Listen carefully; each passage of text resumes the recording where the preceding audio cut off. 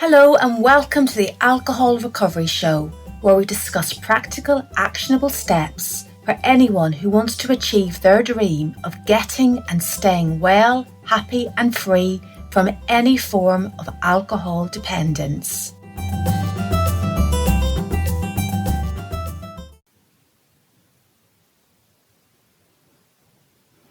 Hello and welcome back to the Alcohol Recovery Show.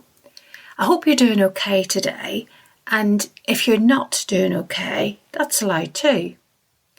Some days in recovery are all fresh sunny starts and herbal tea and feeling quietly proud of yourself, and other days are more like, why is everyone so annoying? Why is everything not going the way I want it to?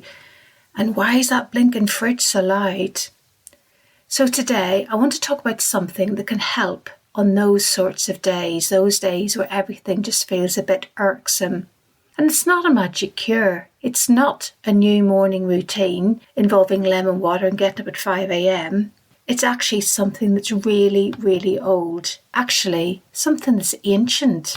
Now don't worry, you don't need to know your Plato from your elbow, but it's something that could really help in a very ordinary recovery moment, like this one. Imagine you've had a difficult day. Maybe work was stressful. Maybe someone said something that got right under your skin. And maybe at the end of the day, you're feeling tired, hungry, cold, lonely, or just a bit fed up with having to be sensible all the time. And then that thought pops in. A drink might help. It might not even feel like a thought. It actually might feel more like a fact. A thought that says a drink would take the edge off. A drink would make this evening easier. A drink would make me feel like myself again. And suddenly your brain starts going overtime like a persuasive salesperson on commission. You're off. Those thoughts that all remind you of the nice bits of drinking. The first sip, the little exhale, the feeling of pressing that pause button on life just for a while. But funny enough, those thoughts don't remind you of waking up at 3 a.m. with a pounding heart, or checking your phone with that sense of dread, or trying to piece together the memories of the night before with a sense of shame, or the deep bone tiredness, but you've still got to get up and go to work, or the promises you made to yourself while brushing your teeth and avoiding eye contact with yourself in the mirror.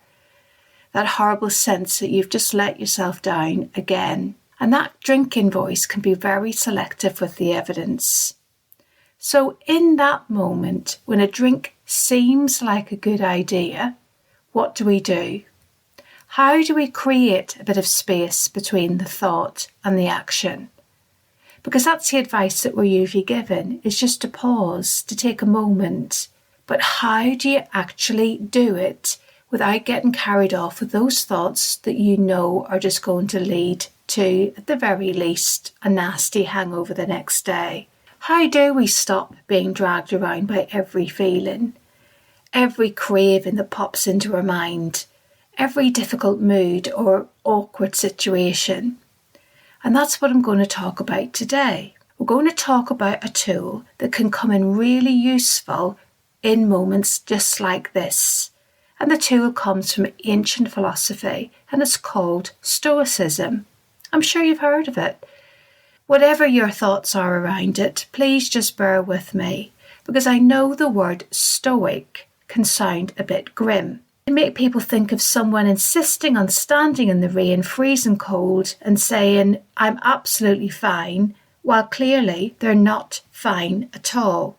This is not what I'm talking about. Real Stoicism is not about being cold or emotionless. It's certainly not about pretending that you're unaffected by life. And it's definitely not about shoving your feelings down until they pop out sideways. Real Stoicism, it's much more practical than that. At its heart, it asks, what can I control? What can't I control? What's the wisest thing that I could do next? And let's face it, life's full of things we can't control. And recovery often brings us up close and personal with these things and can really cause those moments of discomfort that could lead to a craving. We can't always control whether a craving pops up. We can't control whether or not other people drink. We can't control whether someone offers us a glass of wine. Can't control the past. We can't control every mood, memory, or stressful day. But there's one thing that we can learn to control, and that's our next choice. That choice about that first drink. And that's where sobriety is built. It's not built in some dramatic, cinematic moment with a backdrop of emotional music swelling up in the background. Usually it's built in much smaller moments. That moment when you're in the supermarket in the alcohol aisle, deciding whether or not to buy a bottle. That moment where you decide whether to have a drink or just go make a cup of tea. Whether you decide whether to go to bed early or to text someone instead of isolating. Perhaps it's the moment where you need to leave the party or eat an actual dinner instead of trying to survive on crisps and willpower and saying, no thanks, I'm not drinking today. That's the sort of everyday courage we're going to talk about here. As always, a quick but important note. Remember, this podcast is not medical advice. If you are physically dependent on alcohol, please speak to a doctor or qualified professional before stopping, because alcohol withdrawal can be dangerous. And if you need support, reach out to somebody. Recovery is much easier when you're not trying to wrestle with the whole thing in your own head. Okay then, let's get on to Stoicism. Just a quick look at the history of Stoicism and why this old philosophy still works. Stoicism began in ancient Greece and became popular in Rome. Some of its best known voices were Seneca and Marcus Aurelius. But I'm not going to get too academic about this. The useful thing is this: Stoicism was designed for real life. And it wasn't just people sitting around having clever thoughts for the sake of it. It was actually about how to cope with all the difficulties, disappointments, temptations, fears, anger, loss, other people's bad behaviour, and the general inconvenience of being human. They felt it just as much as we do. So in other words, Stoicism is very relevant. It's part of the universal experience. Because when you stop drinking, you may discover something quite shocking. Yeah, life still happens. And alcohol can become the thing we use to get away from all of that. Not because we're weak, but because alcohol offers a quick escape hatch. It says, come on, I can make it easier. And for a short while it might. Until it doesn't. And then it usually makes life much, much harder. But Stoicism gives us another option. It teaches us that we can feel discomfort without immediately escaping it. We can notice a thought, but we don't have to obey it. We can have a craving, but we don't need to turn that craving into a decision to have the drink. And that's a huge recovery skill. So the goal here is not to become perfectly calm or an enlightened sort of person who never gets irritated, upset, jealous, tired or tempted. The goal is to become someone who can say, this is uncomfortable, but I can handle it. Or even, this is uncomfortable and I don't like it one bit, but I still don't have to have a drink over it. And that's the kind of practical strength Stoicism can help us build. Now, one of the most famous Stoic ideas is very simple. Some things are within our control, and some things are not. That's it. It sounds almost too obvious, but when you apply it to recovery, it does become incredibly powerful. There are some things we can control, or at least influence. We can choose not to keep alcohol at home. We can choose to leave an event early. We can choose to eat before we get starving and start making dramatic life decisions. We can choose to call somebody. We can choose to avoid certain places, even if it's just for a while. We can choose what we say when we're offered a drink. We can choose to go to bed instead of arguing with our own brain at midnight. And we can choose not to take the first drink. Recovery gets much clearer when we stop trying to control the uncontrollable and bring our attention back to the next useful action. A lot of drinking is linked to trying to control things we can't really control. Perhaps you want to control anxiety or how other people see you, or memories, or loneliness, or discomfort. But we can't really control any of those. What alcohol really does is just gives a sense of temporary relief, and then usually takes more control away. Now, in this show, we like to give practical, actionable steps. So here's something that you could try. You could try the What's Mine exercise. Grab a notebook or piece of paper and write 2 headings. On one side, write Not Mine to Control, and on the other side, Mine to Choose.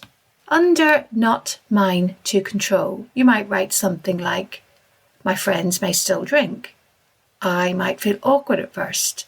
Some people might not understand why I want to stop drinking. I might still get cravings. I can't change last weekend, last year, or the last 10 years. Under Mine to Choose, you might write, I could bring my own soft drink. I can plan an exit. I can practice saying no.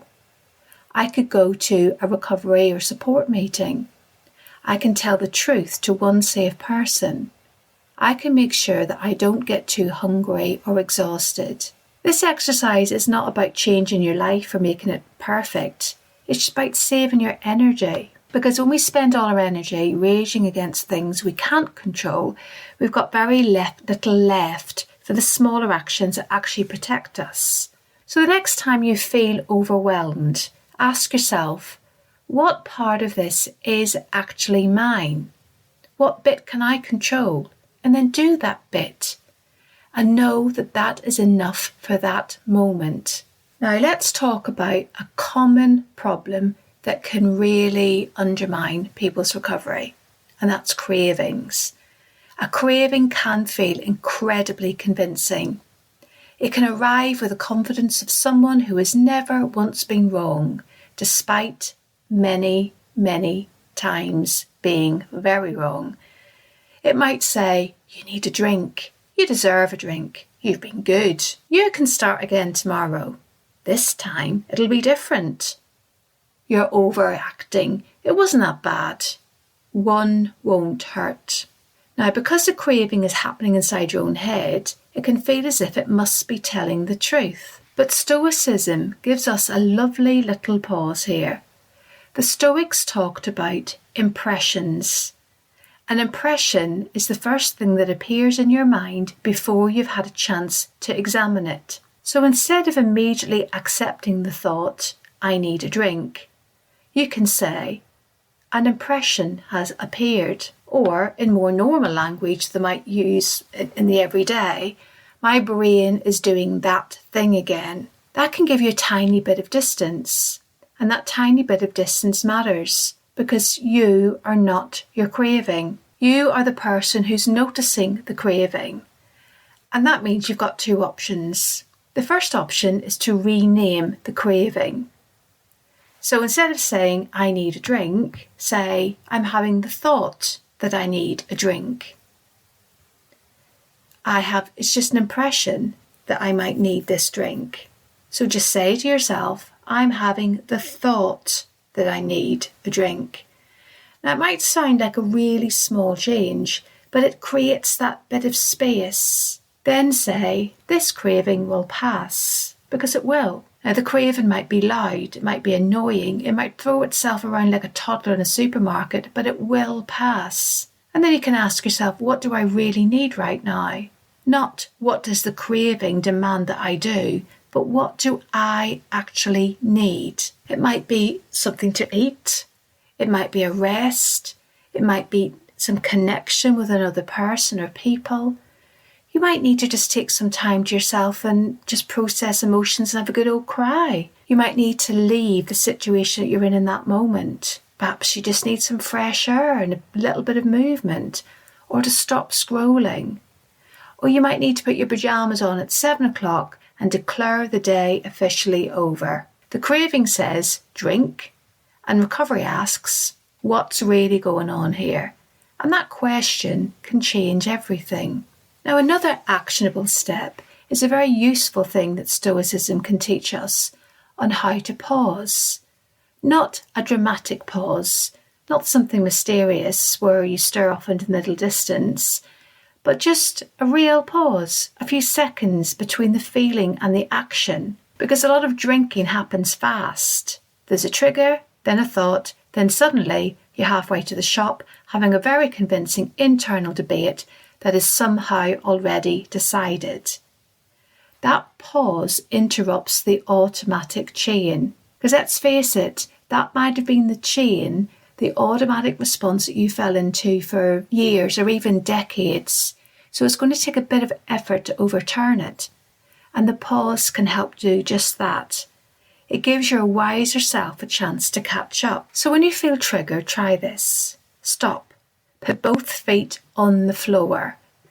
Take one slow breath in, take one slow breath out, and say, this is a moment of choice.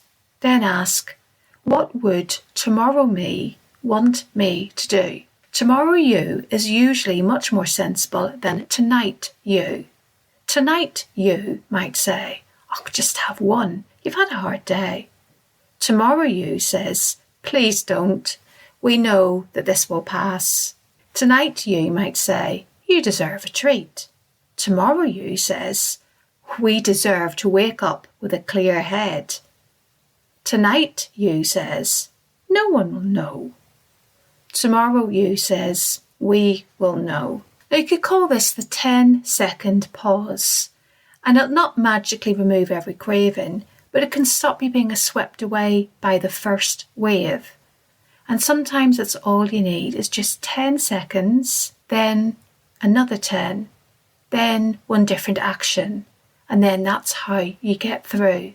Now, another actionable step from the Stoics is that they had a practice where they would think ahead about possible difficulties. Now, this might be a little bit going against the grain in our Western way of thinking, because we tend to try to encourage the positive. And it might sound a bit gloomy, but it actually is sensible. It's not about expecting disaster.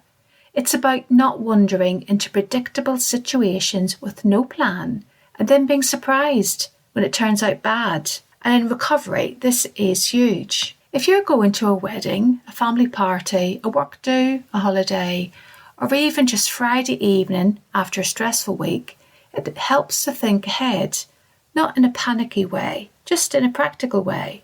Ask what might be tricky. Maybe you'll be surrounded by people who are drinking. Maybe someone will ask you why you're not drinking. Perhaps you'll feel a bit left out or bored or resentful. Maybe you'll start thinking, surely I can drink normally now. So you need to prepare for those types of situations. And that might mean bringing a drink you actually like.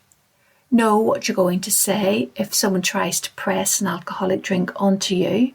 Have an exit plan. Perhaps tell one supportive person.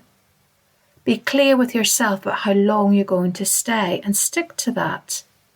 And plan something nice for when you get home. It's not being dramatic. This is being wise. Now, nobody would expect a person with a peanut allergy to just see how it goes at a peanut festival. So if alcohol's caused chaos in your life, you're allowed to plan around it. So before a potentially tricky situation, you could ask yourself a few questions.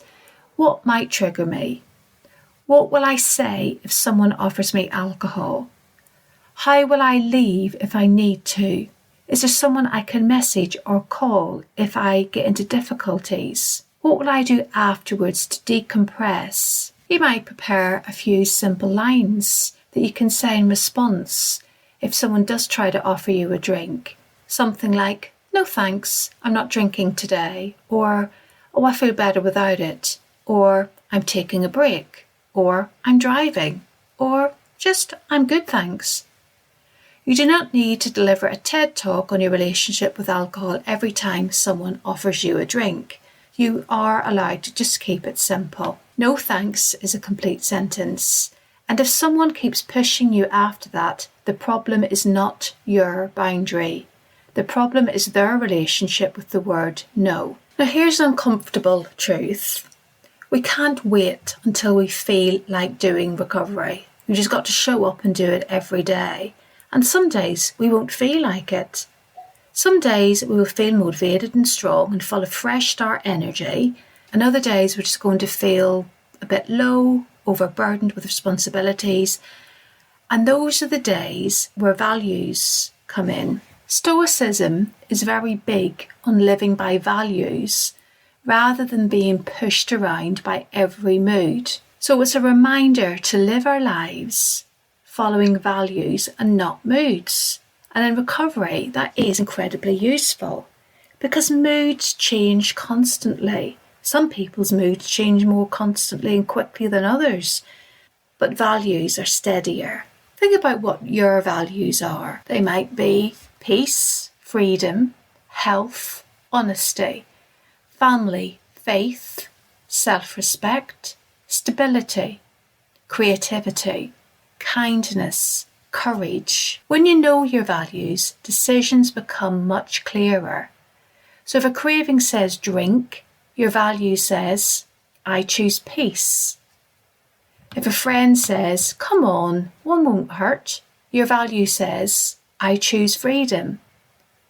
If shame says, hide, your value says, I choose honesty. If your tiredness says, don't bother with your support meeting, your value says, I choose connection. And this does not mean you become perfect. It means you have something stronger than mood to guide you. So here's another action step for you. Choose 4 sober values for yourself. Write down 4 values you want your sober life to stand for. For example, it could be peace, health, honesty, freedom. Then choose one tiny action for each. So for peace, you might decide to have 10 quiet minutes before bed. For health, I'll eat dinner before I get too hungry. Honesty, I will tell someone if I'm struggling. And freedom, I'll not keep alcohol in the house. And these tiny actions matter. But recovery is built through repeated small choices. And they can be through one value-led action at a time. Now, are you making sobriety harder than it needs to be? Because sometimes there's a strange idea around that if we're really committed to sobriety, we should be able to test ourselves constantly. We should be able to keep alcohol in the house. We should be able to go to every drinking event. We should be able to meet people in pubs and stand heroically beside the wine aisle and prove we are above temptation. But honestly, no thanks. I think life's difficult enough. That's not wisdom. That is actually making life unnecessarily difficult. So Stoicism is not about suffering for the sake of it. It's actually about living life wisely. Wisdom says arrange your environment so your better choices are easier. And this applies to your home, your phone, your social life and your routines, and the company that you keep. If your house is full of alcohol, that might be making your recovery harder. If your social media is full of drinking jokes and wine o'clock memes, that might be making recovery harder. If your Friday night routine is always revolved around drinking, that's obviously going to make recovery harder. If you're constantly tired, hungry, isolated and overcommitted, you're definitely making recovery harder. So think about how you're living your life. And it's not about blaming yourself, it's just about being practical. So in a way, you could do a sort of sobriety audit of your home, your phone, people, routines, and ask yourself, what in this area supports my recovery and what in this area undermines it? And then choose one change. Perhaps that will be removing alcohol from the house, buy nice alcohol-free drinks that you enjoy, unfollowing triggering accounts, muting a group chat even if just for a while, meeting a friend for breakfast instead of drinks, or plan a Friday evening before Friday evening actually arrives. Just one change. something that will make your sobriety easier to choose so that you don't have to white knuckle it through everything. Now, at the end of each day, Stoics often reviewed their day, not to beat themselves up, but just to learn about what worked and what didn't in their day. So at the end of the day, you could ask yourself, what helped me today? What was hard? What can I adjust tomorrow? And that's it.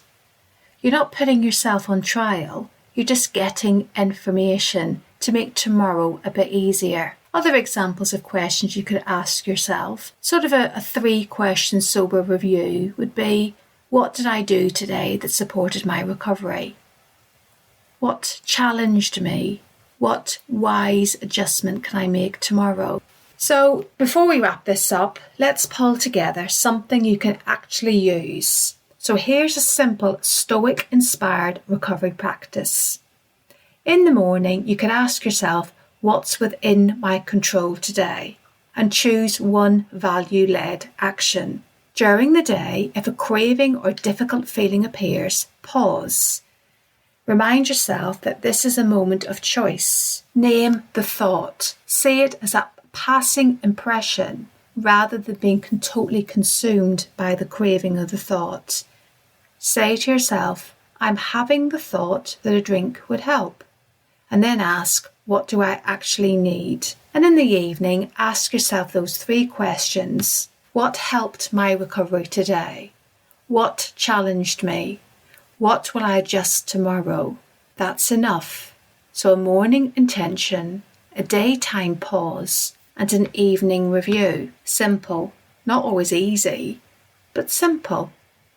And if you practice it regularly, it builds something precious. It builds self-trust. You begin to realise, I can have a hard day and not drink.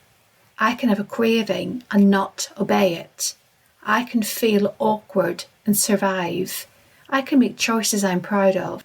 And that's where freedom begins. So that's our gentle wander through Stoicism and sobriety today. And really it comes down to this. You don't have to control everything. You don't have to become a perfect person. You don't have to feel calm all the time. You don't have to win every argument in your head. You only have to come back to the next choice. What is mine to control? What is the next wise thing? What would tomorrow me thank me for? That's recovery. Tiny moments of choosing your future over your immediate impulse. Tiny moments of choosing peace over chaos. Honesty over hiding. Of choosing yourself and your well-being. And if today is difficult, let it be difficult without deciding it's impossible. So today, try one thing. Pause before reacting. Write down what's yours to control. Prepare for one tricky moment. Choose one sober value. Ask what tomorrow you would want. And keep going. You do not have to do forever today. You only have to do today. So thank you so much for listening. Take really good care of yourself, and I'll see you next time. Bye.